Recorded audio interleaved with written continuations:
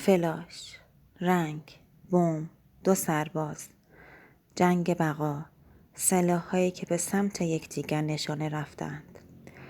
گلوله، تفنگ برای رفتن. مادر، پدر، پسر و دختر، خواهر و برادر. اشک جاری می شود. صبر کن، تمام شد. ابرهایی که ناپدید می شود. خورشید می درخشد. 2 نفر. رنگ‌ها به گل مبدل می شوند. مامان و بابا. نه، هیچ اشکی روی زمین نریزد. آن چیست؟ چه چیزی غیر از صلح می تواند باشد؟ همین، این تنها راه خوشبختی است. تنها حقیقت، صلح.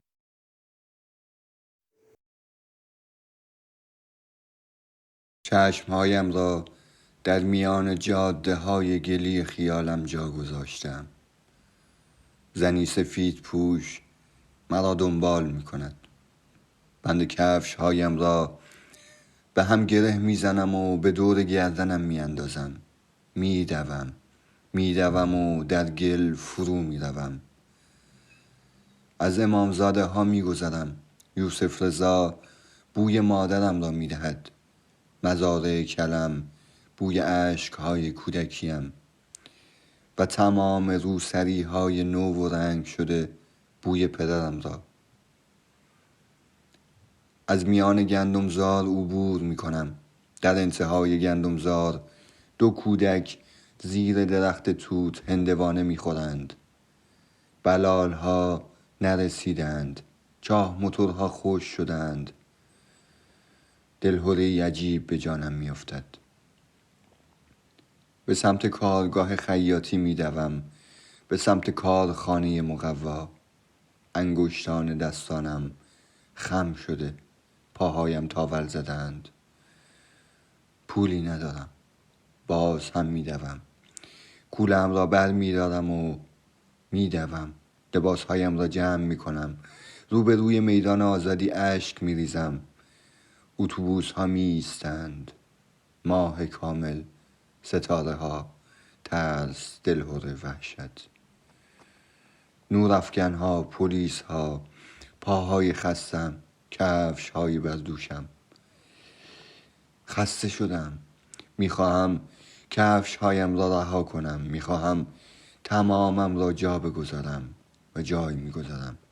کفش هایم را، گذشتم را، حالم را، خانواده‌ام را، دوستانم را، لانه‌ام را، بالم را. در کنار قایق پلاستیکی پاره شده‌ای به هوش میآیم. دهانم تلخ است. پسری در 2 متری من دارد به خود می پیچد. او غرق نشده است، اما در چشمانش می بینم که 2 سال دیگر در کشوری دیگر، در دریایی دیگر غرق می شود. او را می شناسم. او دوست محمد است. کفش‌هایش را به من می دهد. به سوی آتن می دوم.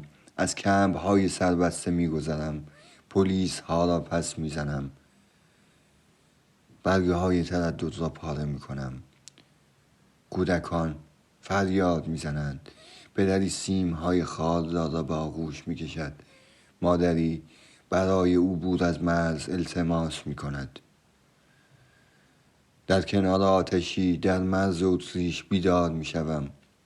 لای دندانهایم بلال گیر کرده است. یادم می آید که 2 روز راه رفتم و فقط بلال خوردم. کفشی به پا ندارم. یخ زدم. به خود می پیچم. اشک می ریزم. می دوم. چشمانم را می بندم و می دوم. شاید در مقصد کفشی انتظارم را بکشد. شاید در آنجا بشود با کفش دوید. چکینگ قطار روی شانه‌ام می زند. بلیط ندارم. جریمه می شوم. پلیس از راه می رسد. در گوشه بازداشتگاه جهان دور سرم می چرخد. بیهوش می شوم. در بیمارستان پیرمردی کنار تختم نشسته است.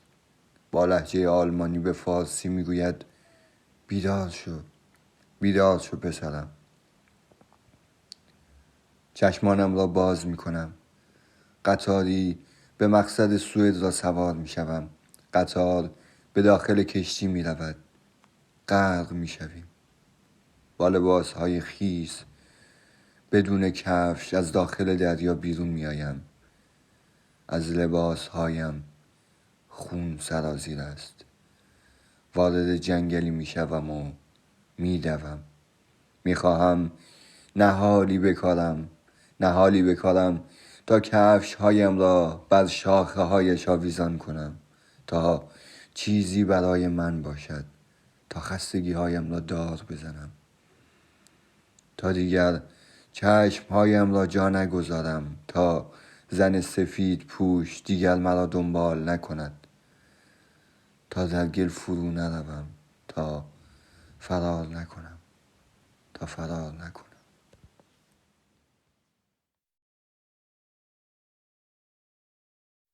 و این لایه‌های درون است که حس بودن را جاری می‌سازد.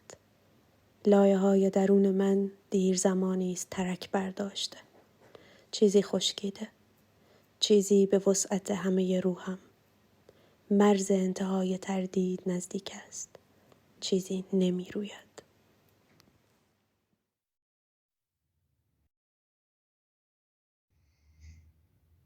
صدای عصر زرین پسین از شیپور توهم گوش را می خراشد. کنار دیواره تنم خطوط موازی، تارهایی که به خاطره ها کوک می شوند. درز بغزم را کوک می زنند. از لابلای خطوط معوج کوک ها صدای ناله کودکی پابرهنه بیرون می ریزد که همنوا با صدای موج اقیانوس های دور به دنبال بادک غمگینش می دود. ذره هایی از شن، انعکاس بیشکل از عکس کودکی است که بر گوری خالی می گرید. حفره ها فریاد می زنند. مردی بی سر آرام در کنجی بر سنگی خاکستری وقایع را با دقت ثبت می کند.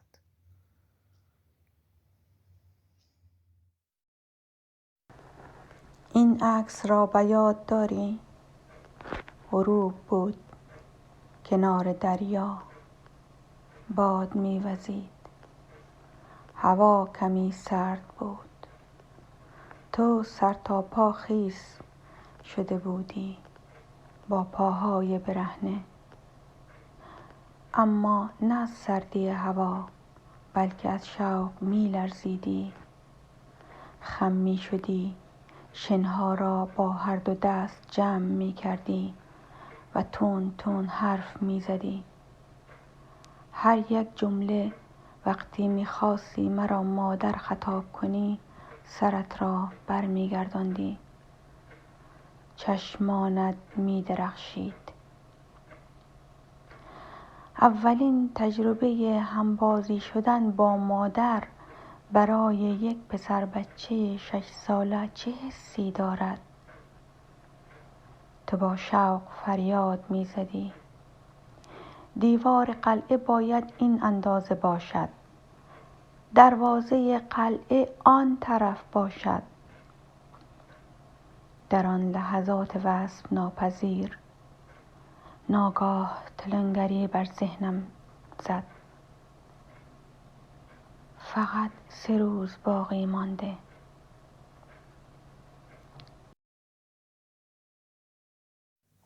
شکل‌ها بی‌شکلند، کلمات نامفهوم. زمین می‌لرزد. زمان تاریک است و مکان می‌گذرد. مادرم غمگین بود وقتی کلاغ‌ها از بام‌ها برخاستند. سایه‌ها کش آمدند و اشیا را بلعیدند. اضطراب بر تنم زخم زد تا درد بودن را یاد آرم. ذهنی مغشوش در پی انتخاب کلمه، تلاشی از برای شکست فاصله تصویر و اشیا. چه زیباست تلاش برای محو مرز میان ممکن و ناممکن بودن، در میانه بودن، من در من بودن.